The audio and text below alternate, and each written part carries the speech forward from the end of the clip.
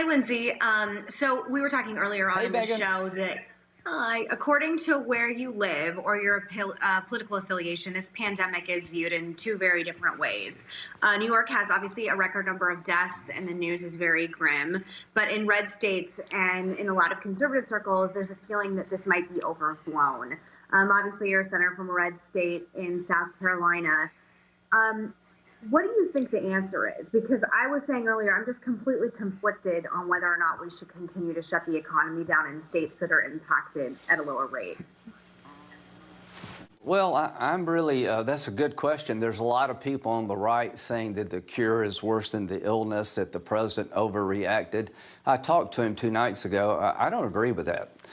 I think the governor of New York's done a hell of a good job. I think he's explaining every day to the people in New York and the country what he's doing and what the mayor of New York are doing, working with the administration to stop the spread of the virus. Here's what I believe. If you'd went to just let it play out, there'd be a couple of million Americans dead. It's 3 times more infectious than the flu.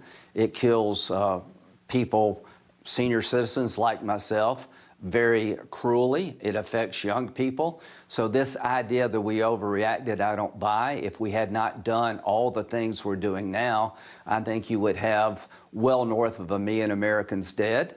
And this has been inconvenient, it's been tough, but it is saving lives. So to those who want to second guess our reaction, I don't buy it, because I am so glad the president didn't take your advice and let the damn thing play out, because they tried that in Britain and it blew up in their face. So no, I don't think we've overreacted at all. I think everything we've done to this point has saved probably well over 1 million Americans from death from the virus. And I want to reopen the economy, but the key to that is testing.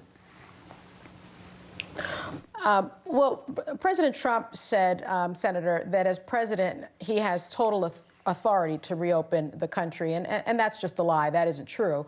And Senator Kennedy of Louisiana says making the decision to reopen the economy is like choosing between cancer and a heart attack, because the virus will spread easier, or rather faster, when we do. Why is Senator Kennedy arguing the economy over people's lives? I mean, do you agree with him on that?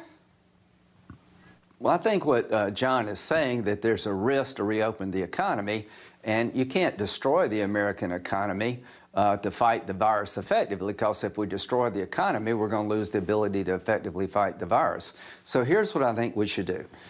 Today, we'll have some changing guidelines in cold spots. Everything's not the same. But I want to be cautious, put public health first, find a way to reopen the economy in phases smartly. Now, what's the key to reopening the economy? You have BMW here in South Carolina. They're closed now.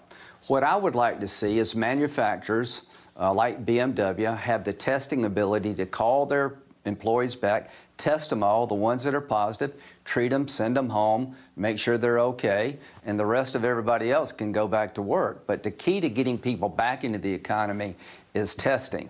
And as fighting the virus, what we've done is social distancing and mitigation has saved well over 1 million lives. I'm convinced of that. But the key is drug therapies, that we can go back to work knowing that there's a drug therapy out there that takes it from a 10 to a 1 or 2, so we all don't have to go to the hospital and go on a respirator. That's the key also to fighting the illness.